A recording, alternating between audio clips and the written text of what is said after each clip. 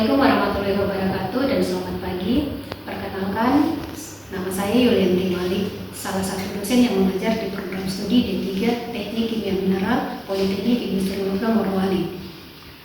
Pada kesempatan kali ini saya akan menerangkan tentang mata kuliah yang saya ampuh yang menerapkan sistem DIA atau Delivery Interaction dan Assessment. Video ini dibuat sebagai salah satu syarat sertifikasi dosen tahun 2025, yakni tentang pernyataan diri dosen dalam unjuk kerja Tridharma Perguruan Tinggi atau disingkat PDD UKT-PT, khususnya untuk bidang pengajaran. Pada video kali ini akan diajukan tentang mata kuliah yang saya ampuh, yaitu praktikum metalurgi yang dilaksanakan pada semester 3 untuk program studi D3 Teknik Kimia Mineral. Politeknik Industri Logam Morowali merupakan pendidikan vokasi yang menerapkan sistem blok pada sistem pengajarannya dengan bahasa Indonesia sebagai bahasa utama. Sistem blok dilaksanakan dengan 1 minggu praktikum dan 1 minggu teori. 1 SKS praktikum diselesaikan dalam 1 minggu atau setara dengan 43 jam yang pelaksanaannya terdiri dari 38 jam praktikum di laboratorium atau workshop dan 5 jam dilaksanakan untuk tugas mandiri ataupun terstruktur. Capaian pembelajaran yang dibebankan pada mata kuliah ini yaitu: pertama, mahasiswa mampu menunjukkan sikap bertanggung jawab atas pekerjaan di bidang keahliannya secara mandiri. Yang kedua, mahasiswa mampu menguasai konsep teoritis dasar matematika, statistika, dan ilmu alam yang meliputi kimia dan fisika yang mendukung proses industri pengolahan logam. Capaian ketiga yaitu mahasiswa mampu menyelesaikan pekerjaan berlingkup luas dan menganalisis data dengan beragam metode yang sesuai, baik yang belum maupun yang sudah baku. Keempat, mahasiswa mampu menyusun laporan hasil dan proses kerja secara akurat dan sahih, serta mengkomunikasikan secara efektif kepada pihak yang lain yang membutuhkan.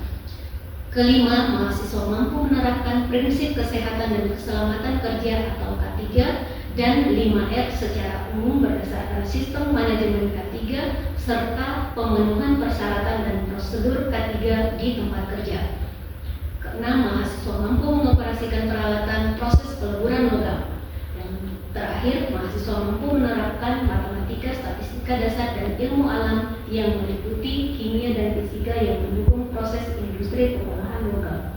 Sedangkan capaian pembelajaran pada mata kuliah metalurgi yaitu mahasiswa mampu melakukan proses dan mengoperasikan peralatan peleburan dan penelitian logam. Pada video kali ini saya akan mendeskripsikan tentang salah satu mata kuliah yang saya ampuh, yaitu praktikum metalurgi yang merupakan mata kuliah semester 3 dengan bobot 1 SKS. Deskripsi singkat tentang mata kuliah praktikum metalurgi, di mana mata kuliah ini berisi tentang panduan proses pengolahan logam mulai dari raw material sampai dengan proses pembuatan yang terdiri dari pembuatan, recap, pelindian, dan pemurnian.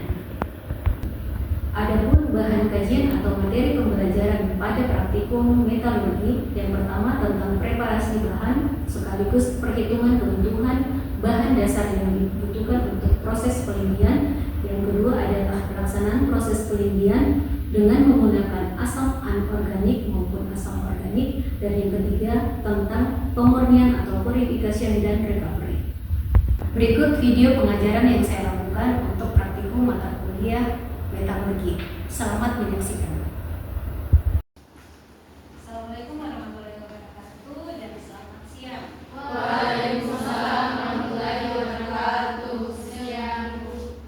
Oke, siang ini kita akan melakukan briefing untuk persiapan pelaksanaan praktikum metalurgi. Ya, praktikum metalurgi ini 1 SKS, jadi dilaksanakan selama 1 minggu. Untuk ketentuan-ketentuan umum, tata cara praktikum, kehadiran dan sebagainya masih tetap seperti semester sebelumnya, bahwa kalian itu minimal kehadirannya 70%.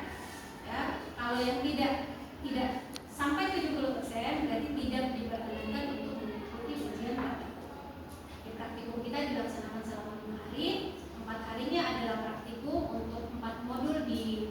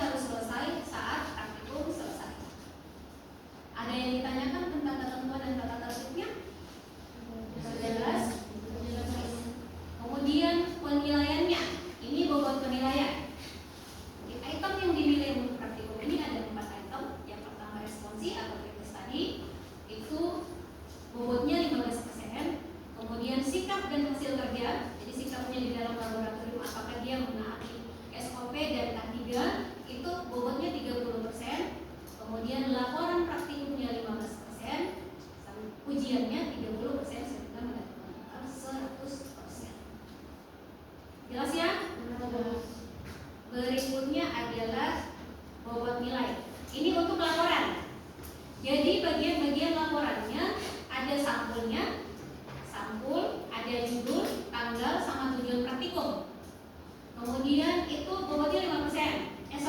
Nilainya 5. Landasan teori atau tinjauan pustaka yang biasa ditulis itu bobotnya 15. Alat dan bahan, identifikasi alat dan bahannya harus tepat, kalau tepat poinnya 5. Prosedur kerjanya, prosesnya, hasil pengamatan, perhitungan dan analisis data, poin 20, dilanjutkan dengan pembahasan, kesimpulan dan landasan pustaka. Format laporan. Jadi tadi Ibu sudah bikin kita responsi dulu untuk pertemuan pertamanya di awal praktikum, kemudian kita melaksanakan praktikum, setelah itu laporan. Laporan yang dibuat setiap harinya itu adalah laporan sementara yang formatnya seperti berikut. Ini slide-nya akan diberikan juga ya. Ada judul praktikumnya, tanggal, tujuan, landasan teori, alat dan bahan, prosedur kerja, pengamatan, dan seterusnya. Kemudian di hari akhir, hari kelima, sebelum ujian, laporan lengkapnya sudah harus dikumpul.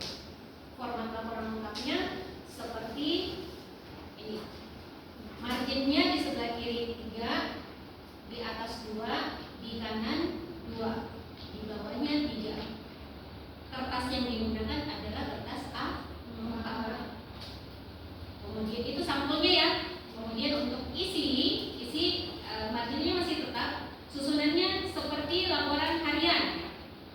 Susunannya ya, cuman dibagi. Yang pertama ada bab 1 pendahuluannya, kemudian ada isi itu atau bab 2-nya itu adalah data pengamatan dan analisis datanya beserta pembahasan. Bab 3-nya adalah bentuknya kesimpulan saran, kemudian daftar pustaka. Oke, jelas ya untuk ketentuannya? Pagi ini kita akan mulai melaksanakan pembelian praktikum metalurgi ya. Modul 1, di mana modul 1 itu tentang penelitian biji nikel menggunakan lapisan sulfat. Jadi capaian pembelajaran modul 1 itu kalian harus sudah bisa melakukan penelitian dengan larut asam sulfat. Job sheet yang ada di praktikum ini ada 3. Yang pertama yaitu persiapan bahan baku, yaitu ore dan larutan asam sulfatnya.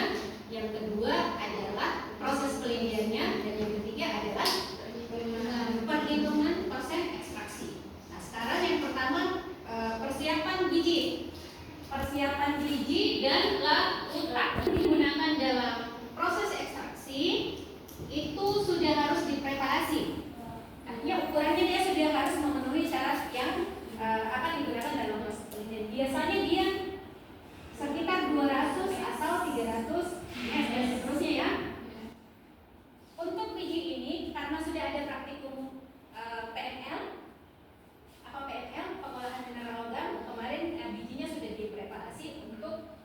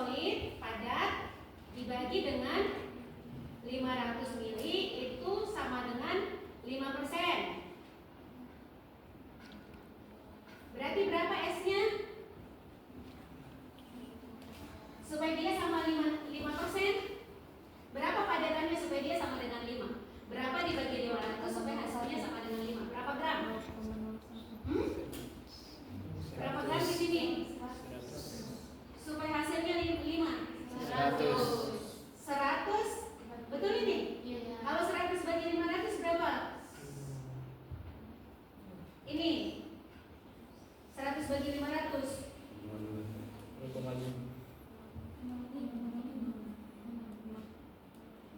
2. Berapa?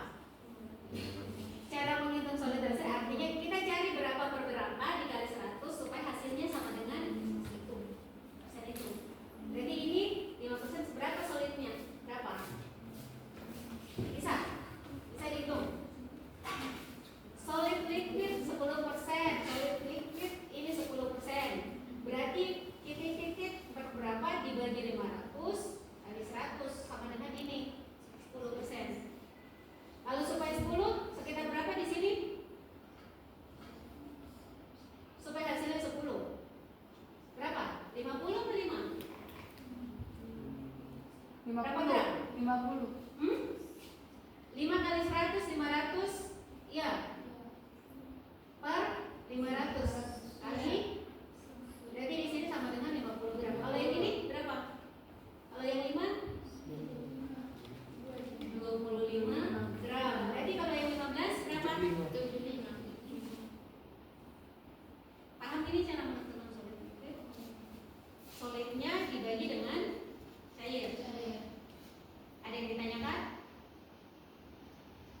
Jelas? Jelas. Dibaca dulu. 2, 4, 6. Ini 3 saja dulu yang kita pakai ya. Berarti nickel dengan persen ya, over 3 ini dulu ya.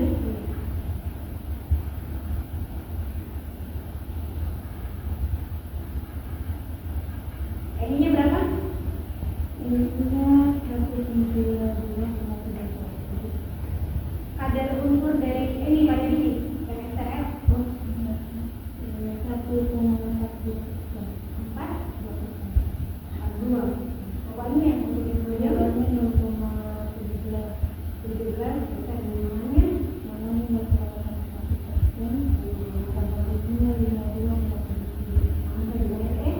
untuk yang 4 jam analisis filtrat. Filtrat berarti untuk variasi waktu 2, 4, 6. Ada unsurnya untuk Ni, CO, N. Berapa Ni? ppm dia berarti ya? ppm berapa? 132,31. CO-nya? CO-nya 28,02. MN-nya? MN-nya 393,74. Kalau yang 4 jam? Yang 4 jam 151,95. CO? CO-nya 30,07. Kalau MN-nya 386,92. Ini dulu ya. Tadi yang mau dicari adalah persen ekstraksi. Unsurnya dalam filtrat dibagi dengan berat unsur. Preparasinya ya. Yang pertama adalah kebutuhan bahan baku hasilnya ya. Misal yang dipakai kemarin berapa? Kelompok mirin 10%. Kalau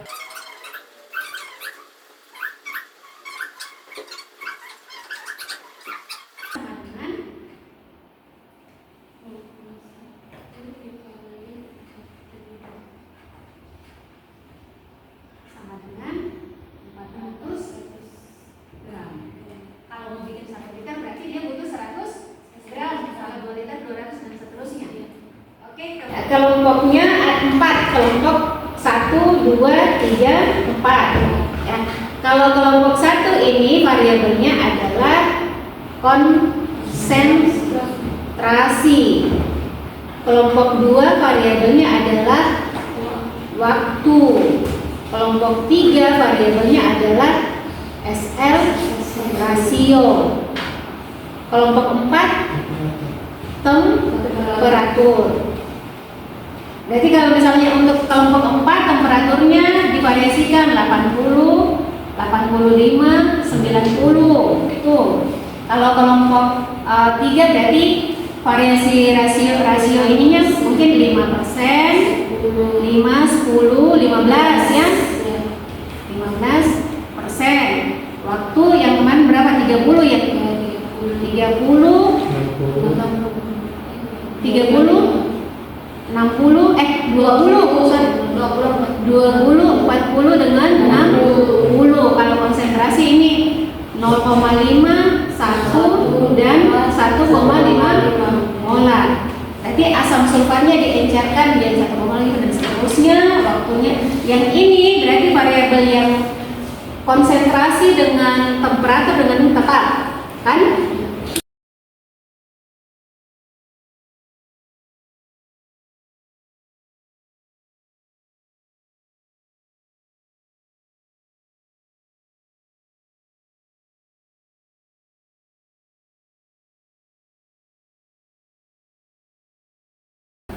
Kelompok yang sudah selesai preparationnya boleh di store untuk diperiksa. Kalau sudah selesai nanti dilanjutkan dengan praktikumnya.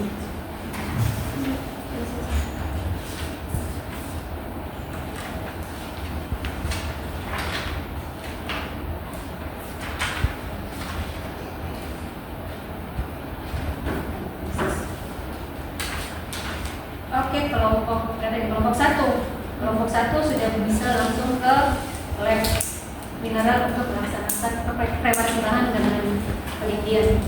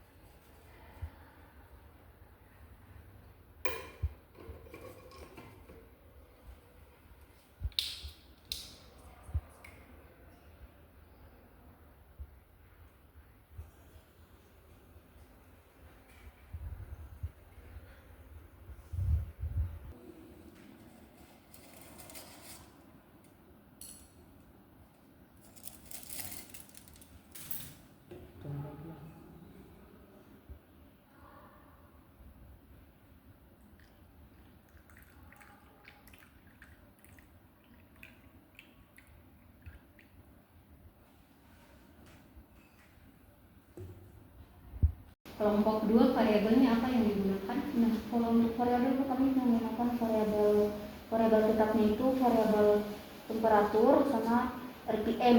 Nah, sedangkan variabel bebasnya itu kami menggunakan 20, 40, dan 60. Ini tadi untuk RPM-nya kami menggunakan 300 RPM, dan juga untuk suhunya itu 80. Berarti ini nanti dihitung sini terhadap waktu ya. Oke, silakan dibuka.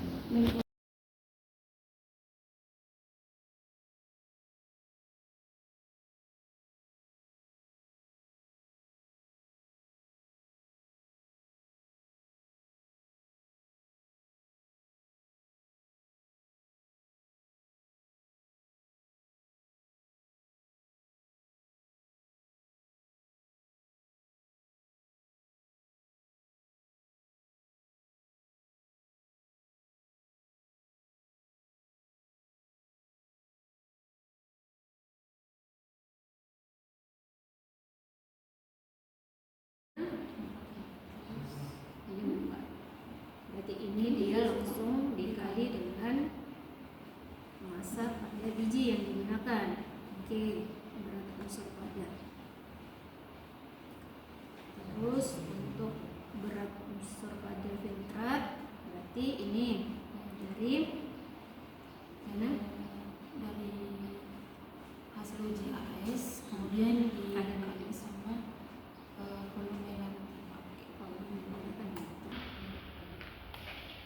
Untuk yang 4 jam dia berapa? 170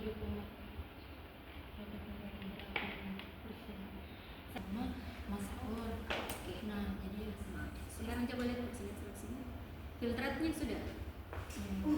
Ini jadi 161. yang masih 97.